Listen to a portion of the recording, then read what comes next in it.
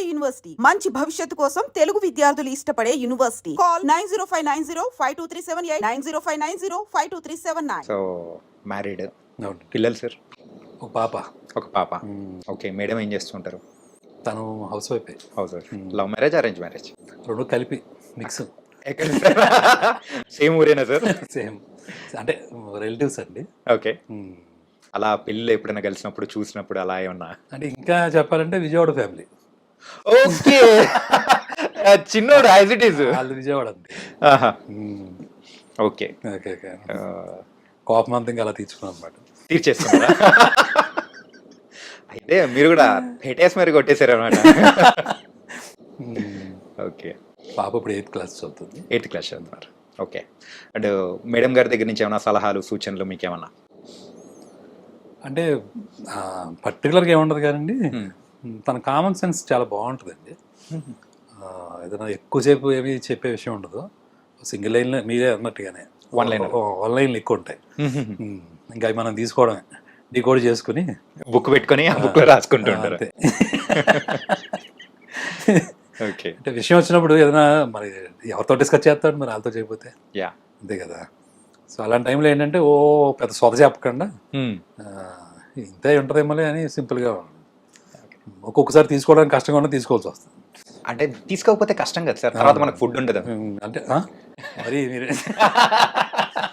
అంటే వాళ్ళు చెప్పింది మనం తీసుకోకపోతే అట్లే ఉంటుంది కదా సార్. మరి ఆ కోవలోకి కదలే. ఆ కోవలోకి. ఓకే. భయం అయితే ఉందా సార్? భయాలు ఎందుకండి, ఎందుకు భయాలు? భార్య భర్త ప్రేమతో కూడుకున్న భయం సార్ అది. ఇద్దరు రిలేషన్లో యూజువల్లీ ఉంటుంది కదా. అదే. ఓకే సార్, మీ దగ్గర నుంచి మన తెలుగు ప్రేక్షకులు ఎక్స్పెక్ట్ చేస్తుంది కూడా కంప్లీట్ ఒక ఫ్యామిలీ ఎమోషన్స్తో కూడుకున్న మూవీ కైండ్ ఆఫ్. మరి మీ దగ్గర నుంచి వచ్చే కూచిపూడి వారి వీధి, మరి ఆ మూవీ అలాగే ఉండబోతుందా? అదేనండి, చేస్తే అదే చేస్తానండి నెక్స్ట్ కూడా. ఓకే. కొంచెం కాన్సన్ట్రేషన్ దాని మీద పెడుతున్నాను. ఏదైనా ఏప్రిల్కి అయిపోద్దండి మొత్తం వర్క్ అంతా కంప్లీట్ చేసుకుంటాను, బైండ్ స్క్రిప్ట్ లాగా. సో వన్స్ అది అయిపోతే అప్పుడు షూటింగ్ వెళ్దామని ఇంక ఈసారి కొంచెం గట్టిగా పట్టు కూర్చున్నాను. ఓకే. సో ఏప్రిల్ మిడ్ కల్లా అయిపోతుంది వర్క్ అంతా. ఇంకా తర్వాత ఎవరు బాగుంటారు ఏంటి అని ఓకే. అంటే ఇప్పుడు ప్రెసెంట్ స్టోరీ రాసుకునేటప్పుడు ఎవరు ఏంటి అనేది మైండ్లో ఆలోచన? అలా ఏ సినిమాకి నేను ఇప్పుడు వరకు అలా చేయలేదండి. ప్రతిదానికి ఒకటి అనుకోవడం, చేసుకోవడం, దీనికి వీళ్ళు బాగుంటారు వాళ్ళు బాగుంటారు అని అనుకోవడం, ఇంకా అక్కడి నుంచి ట్రయల్స్ మొదలు పెట్టడం. ఇదే పద్ధతి అండి ఎప్పుడు కూడా. ఒక ముందు ఊహించుకుని ఒక కథ రాయటం అనేది నాకు ఎప్పుడు జరగలేదండి. మీరు యాజ్ ఏ ఫిలిం మేకర్ చెప్పాను కదండి, అదే చదువుకునేటప్పుడు ఒకటి అలవాటు అయిపోద్ది కదా. ఎగ్జామ్ అంటే సిలబస్ కంప్లీట్ చేసుకుని వెళ్దాం అని ఒక్కొక్కసారి. కాదు ఒక్కొక్కసారి ఏమవుద్దంటే చదవకుండా ఎగ్జామ్ రాసేసిన సందర్భాలు కూడా కొన్ని ఉంటాయి కదా. నైట్లు పగల్లో ఉంది ఏమన్నా. అదే ఇక్కడ ఎంప్లాయీస్ అండ్ ఎంప్లాయిడ్ అనమాట.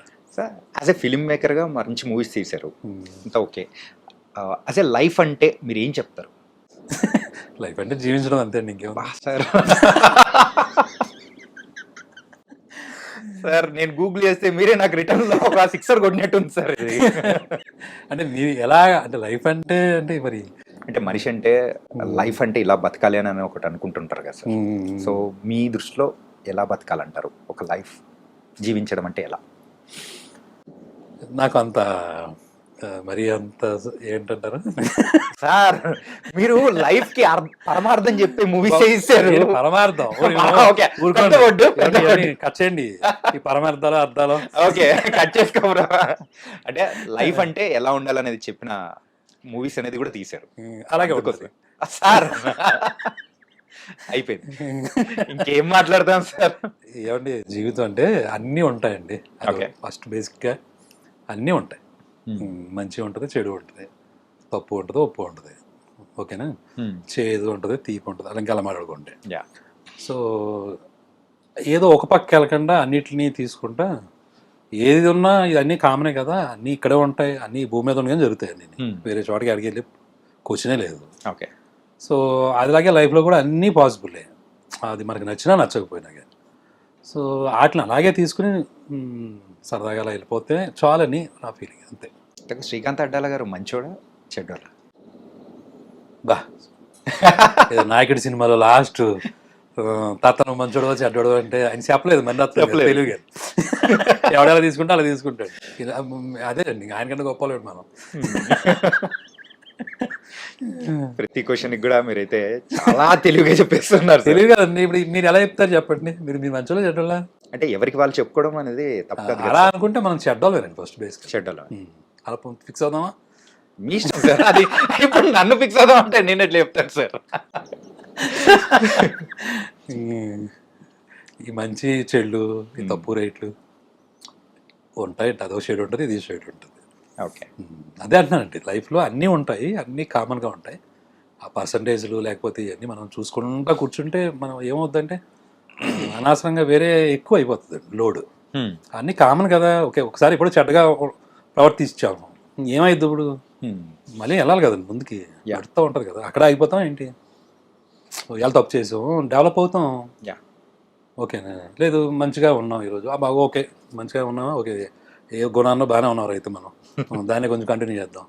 ఇంత సింపుల్గా తీసుకోవటమే బెటర్. కానీ మరీ దాన్ని గుచ్చి లేకపోతే పాపం అలా ఉన్న వాళ్ళని ఎవరన్నా మరీ తొక్కేలాగా ఆడేదో పాపం చేసి ఉంటాడు, ఇంకా దాన్ని అట్టుకుని ఇంకా అట్టుకుని మొత్తం వాడిని మనం చీల్చి జెండా ఆడకూడదు. సో కాకపోతే మనకి కానీ లేకపోతే మన వాళ్ళకి కానీ లేకపోతే మన ఎన్విరాన్మెంట్కి కానీ పర్టికులర్గా ఇంటెన్షనల్గా ఎవరైనా చెడు చేస్తుంటే మటుకు then we have to fight it. Okay. Address it. అప్పుడు కాంప్రమైజ్ అయ్యి మళ్ళీ అప్పుడు కూడా మళ్ళీ లైట్గా తీసుకుందాం అంటే కుదరదు కదండి. ఎందుకంటే it is affecting so many things. చాలామంది జీవితాలు తలకిందులు అవుతున్నాయి అనుకోండి. ఓకేనా?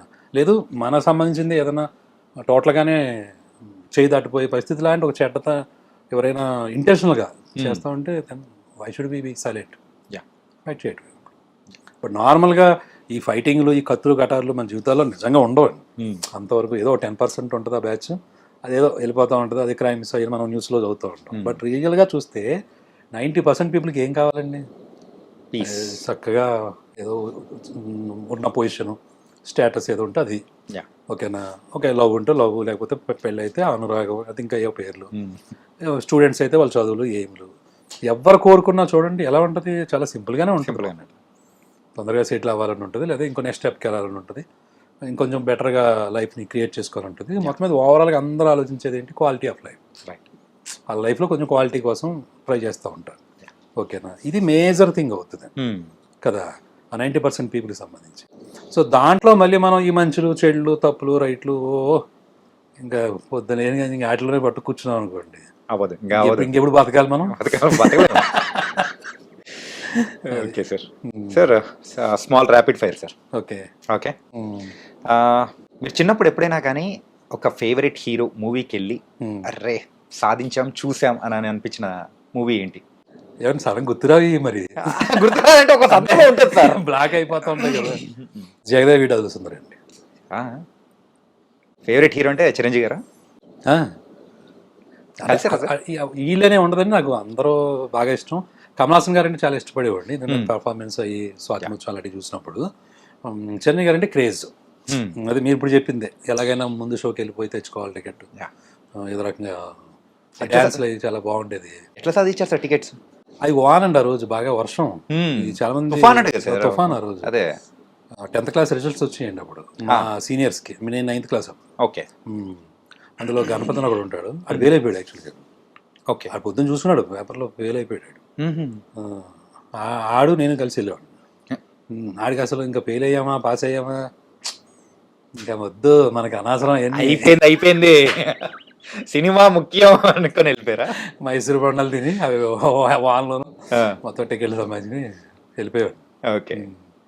ఫ్రెండ్స్తో కూర్చొని సరదాగా ఎంజాయ్ చేయాలంటే మీ లైఫ్లో ఆ స్పాట్ కానీ ఆ సిచ్యువేషన్ ఎలా ఉండాలంటారు? అంటే ర్యాలింగ్ మా ఊర్లో ఉంటాయండి అలాంటి స్పాట్లు. ఒక కాలువ ఉంటుంది, కాలువ పక్కన వంతెన ఉంటుంది కదా, ఆ వంతెన గోడలు బాగా లావుగా ఉంటాయి. ఓకే. సో వాటి మీద కూర్చోవడం, లేదా రైల్వే స్టేషన్ దగ్గర నెక్స్ట్ బాగా క్రౌడీగా ఉంటాయి చూసారు ఆ ప్లేస్లు. ఆ ప్లేసుల్లో కొన్ని పక్కన కూర్చోవడానికి ఉంటాయి, ఈ రైలింగ్స్ లాగా అలాగా, వాటి మీద కూర్చున్నప్పుడు మాట్లాడుకోవడం. అరుగులు కానీ కొన్ని అరుగులు అంటే మళ్ళా కొంచెం ఊర్లో అరుగులు అంటున్నారా మీరు? ఊర్లో అరుగులు అంటే ఊర్లో అరుగులు మనం కూర్చుని అరిగిపోయినాయండి అవి. ధర్నాలు కూడా చేశారు ఇంకా పెద్దోళ్ళందరూ. ఓకే. మేము ఉన్నప్పుడు చిన్నప్పుడు ఇంత ఎత్తుండేరా, వెళ్ళి ఏమైనా చేసుకుంటారు ఎదవలరా, హైట్ తగ్గించారు. సో కాబట్టి అవి అవుట్ ఆఫ్ సబ్జెక్టు. ఓకే. ఇంకా ఇక కాదని ఊరు ప్రాపర్టీస్ కాదు, నేషనల్ ప్రాపర్టీస్ మీదకి వెళ్ళాం, రైల్వే స్టేషన్లు. ఓకే. స్టేట్ అయిపోయింది, నేషనల్ లెవెల్కి వెళ్ళాం అనమాట. ఓకే. ఏదైనా క్రౌడీగా ఉంటే బాగుంటుందండి ఎప్పుడు కూడా. నాకు బాగా అలవాటు ఏంటంటే హైదరాబాద్లో వచ్చిన కొత్తలో కాదండి, ఆల్మోస్ట్ ఈ మధ్యన కూడా వెళ్తూ ఉంటాను. ఉమేష్ చంద్ర చాట్యూ ఉంటుంది చూడండి, ఎస్ఆర్ నగర్. ఇప్పుడు అంటే ఈ మెట్రో వచ్చేసి కట్టేశారు సార్. అంతకుముందు ఓపెన్గా ఉండేది. అవును సార్. ఆ మధ్యలో కూడా ఒక సర్కిల్ కింద ఉండేది, అక్కడ కూర్చునేవాళ్ళం అందరం. ఓకే. అలాంటి ఒక ప్లేసెస్ బాగుంటాయి. అలాగే సీతమ్మగిట్ల సిరిమల చెట్టు మూవీలో ఒక అమ్మాయి వచ్చి ప్రపోజ్ చేస్తుంది మహేష్ బాబు గారికి. వచ్చినప్పుడు పూసు కమరం అయితే ఎక్కడ పెట్టుకుంటారో తెలియదు బాబు అని చెప్పేసి అంటారు కదా, ఇది ఎక్కడి నుంచి తీసుకున్నారు అసలు? అంటే యూజువల్గా ఆ అబ్బాయి క్యారెక్టర్ ఉంటుంది కదండి, అంటే కొంచెం ఎటకారం ఏదన్నా కానీ దాంట్లో తన ఆలోచన ఏంటంటే ఇప్పుడు తన నేను ఇలాగే ఉంటారని ఇంటర్నల్గా తీసుకునేది. బట్ తినకున్న ఫ్రస్ట్రేషన్లో లేకపోతే తినకున్న ఒక స్ట్రగుల్ దగ్గర కనిపించే ప్రతి దాంట్లోనూ ఏదో ఒకటి కలగడం అనమాట. ఓకేనా? సో ఇది చాలా మందికి ఉండే ఒక ఉంటుంది, ఈ టింజ్ ఉంటుంది కదా ఆటోమేటిక్గా. సో ఆ పాయింట్లో ఏంటంటే ఒకవేళ అమ్మాయి కనుక ఇలా చూస్తే ఏం చెప్పొచ్చు అమ్మాయికి సంబంధించి అంటే, ఈ మధ్య ఎవరో అసలు జడ వేసుకోవట్లేదు కదా, జడలు వేసుకోవట్లేదు, పూలు పెట్టుకోవట్లేదు, ఏం లేదు. సరే ఓకే, అది ట్రెడిషన్ అంటే అదేమి నేను తప్పు పట్టట్లేదు. But the way they are living కదా, అదే ట్రాన్స్ఫర్మేషన్ బాగా ఎక్కువ ఉంది కదా. నిజంగా ఒకవేళ ఎవరైనా ఇదివరకు పూర్వం ఎలా ఉండేదండి, పట్టుకెళ్ళి ఫ్లవర్ ఇచ్చేవాళ్ళు. అంటే ఇచ్చారని చెప్పి జడలో పెట్టుకోమని కాదు కదా, మామూలుగా ఇచ్చేవాళ్ళు. ఆ ఊహలోంచి వచ్చిన డైలాగ్ అనమాట. ఓకే, నిజంగా ఇచ్చి పెట్టుకో అంటే ఎక్కడ పెట్టుకుంటారు ఇలా, ఇంక జడలే లేవు, ఆ ఊహలో రాసిందండి. కాదు సార్, అంటే ఎవరన్నా వచ్చి మీకు ప్రపోజ్ చేశారా అలా? లేదు. ఎక్కడన్నా జరిగిన సందర్భం కానీ? ఈ ఆటోబయోగ్రఫీలో రాద్దాలండి తర్వాత ఉంది, డీటెయిల్గా రాద్దాలండి మరి. ఓకే సార్, ఇంకా అంటే దీని గురించి ఇంకా నేను అడగను. ఈ ఒక్క సెగ్మెంట్ మేడంకి మాత్రం చూపించకండి సార్. Okay, nice. అండ్ మీకు ఫేవరెట్ హీరోయిన్ సార్? ఒక్కో టైంలో ఒకవేళ మారిపోతారండి. అబ్బాయిలకు ఉన్న వీక్నెస్ ఇదే సార్. అది వీక్నెసా? ఆ వీక్నెస్ ఆరాధన మరి. ఒక్కో టైంలో ఒక్కొక్కరు మారిపోతూ ఉంటారు. నాకు పర్టికులర్గా ఇళ్ళనేవి లేదు మరి ఎప్పుడు కూడా. ఓకే, సో మీరు ఎప్పుడైనా కోపం? సావిత్రి గారు అన్నప్పుడు చిన్నప్పుడు తెలిసేది కాదు కదండి, చిన్నప్పుడు మనకు తెలియదు పెద్దగా. నాకు బాగా గుర్తండి ముద్దుల కృష్ణ అని బాలకృష్ణ గారి సినిమా వస్తుంది. అవును, ఆ సినిమాలో విజయశాంతి గారు అప్పుడు చాలా బాగా నచ్చేసింది ఆవిడ. అందులో ఏదో సాక్రిఫైస్ క్యారెక్టర్ అనుకుంటా. నాకు ఏడుపు కూడా వచ్చేసింది అప్పుడు తెలియకుండా. ఓకే, తర్వాత చూస్తే మళ్ళీ ఇంకో సినిమా తర్వాత భానుప్రియ గారు స్వర్ణకమలం. ఇలా ఒక టైంలో ఒకరు మారిపోతూ ఉంటారు. అప్పటికి ఆ టైంలో ఏది గుచ్చుకుంటే అది, ఆ తర్వాత సంగతి తర్వాత. ఓకే, ప్రెసెంట్ ఇప్పుడు ఎవరు గుచ్చుకుంటున్నారు సార్? ఇప్పుడు ఎవరు పెద్దగా ఉండే ఉంటారు సార్. లేదండి, ఇప్పుడు పెద్దగా కొంచెం ఆలియా భట్ అంటే ఇష్టం అండి. అదే ఆ అమ్మాయి సినిమాలు చూసినప్పుడు చాలా బాగా అనిపించేది. లవ్ యూ జిందగీయా, ఆ మూవీ ఒకటి రీసెంట్గా చూశారండి, చాలా కాలం రిలీజ్ అయ్యి. అందులో పర్ఫార్మెన్స్ భలే చేసిందిరా అమ్మాయి అనిపించింది. మీరు యూజువల్గా కోపం ఉన్నప్పుడు యూజ్ చేసే రెగ్యులర్ వర్డ్ ఏంటి? అంటాను అంతేనండి, అందుకని ఇంకేమున్నది మరి. అదే సార్, అది కూడా మనల్ని మనమే అనుకునేలా ఉంటుంది తప్ప. Final question sir. క్వశ్చన్ జరుగుతున్నాయా? ఆ క్వశ్చన్ అంటే ఈ ర్యాపిడ్లో సార్, మీరు లెక్చరర్ అని మాకు తెలుసు సార్. ఏంటంటే ఇప్పుడు అడుగుతుంటే అంత చెప్తున్నా ఏంటి? అట్లేం లేదు సార్. ఓకే, మీరు ఇప్పటి వరకు చూసిన అన్ని సినిమాల్లో కల్లా ఎక్కువ సార్లు చూసిన సినిమా ఏంటి? సాగర్ సంగమం అండి. సాగర్ సంగమం ఏంటి సార్ అది? ఎందుకు అంతగా ఇష్టం? చాలా ఇష్టం అండి ఆ సినిమా అంటే ఏంటో, చాలా ఇష్టం బాగా. ఎప్పుడు చూసినా నాకు అది మళ్ళీ ఏదో నేర్చుకుంటూ ఉంటాను, రాస్తూ ఉంటాను దాని గురించి. అదే ఎక్కువ చూశానండి బాగా. మాకైతే ఆ పైప్ మీద డాన్స్ వేసేది అది మాత్రం నాకు అదే గుర్తుంది. చిన్నప్పుడు 5 years టైంలోనే చూశానండి అసలు. ఓకే, చిన్నపిల్లం కదా, నాకు అదే గుర్తుంది, డాన్స్ చేసిందే గుర్తుంటుంది. ఆ తర్వాత తెలియకుండా ఏమైందంటే ఈ ఎంఎస్సికి వచ్చినప్పుడు అనుకుంటా, అప్పుడు ఇంకా కేబుల్ రాలేదండి, ఈ ఛానల్స్ రాలా. ఓకే, మరి రిసెస్ కాలేజ్ హాస్టల్లో శనివారం ఎప్పుడు సినిమా వచ్చి చూడండి, టైంలో ఏదో వచ్చింది. అప్పుడు వచ్చినాయండి జెమినీ టీవీలో అనుకుంటా. కాకపోతే ఇలాగ ఇంత యూట్యూబ్స్ రాలేదు. Yeah. అప్పుడు ఆ పర్టికులర్ టైంలో సినిమా ఉంది అంటే పరిగెత్తుకుని వెళ్ళి చూశాను నేను. ఆ, ఏదో కనెక్ట్ అవుతుందండి ఆ సినిమా, మరి నాకు తెలీదు.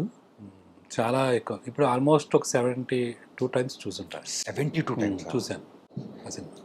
ఎప్పుడైనా అంటే దాని స్క్రీన్ ప్లే ఒకటి అద్భుతంగా ఉంటుందండి. ఇంకా కమల్ హాసన్ గారి తాలూకా అది ఇంకా చెప్పక్కర్లేదు.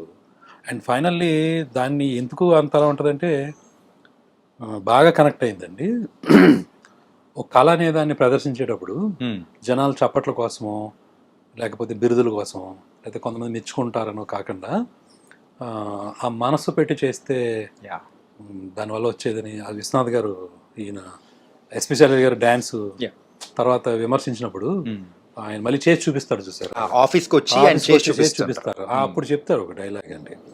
సో అది త్రోట్ ఉంటుందండి ఆ సినిమాలో. సో అతను ఫెయిల్యూర్ పాపం అనుకోకుండా వాళ్ళ అమ్మగారు చనిపోతారు, లేదా తర్వాత ఏమో అమ్మాయి జయప్రద గారు ఇతని నుంచి దూరం అవుతారు. సో ఎన్ని ఉన్నా ఆయన తోటి ఆ కళ పోకుండా ఇంకొకరు ట్రాన్స్ఫార్మ్ చేయాలనే ఒక ప్రయత్నం ఉంటుంది చూసారా. అబ్బా అది చాలా గొప్ప థాట్ కదండి. మరి దానికి కళకు చావు లేదు అనేది.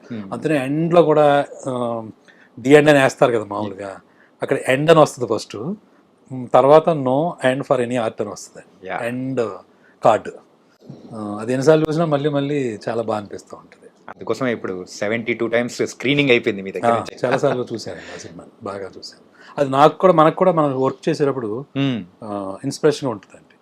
ఏదో ఒక దాన్ని దృష్టిలో పెట్టుకొని మనం ఏదో అదే అచీవ్మెంట్స్ పాయింట్ ఆఫ్ వ్యూ కాకుండా దాంట్లో లీనమై చేయటం అనేది ఒక చాలా మంచి విషయం అండి.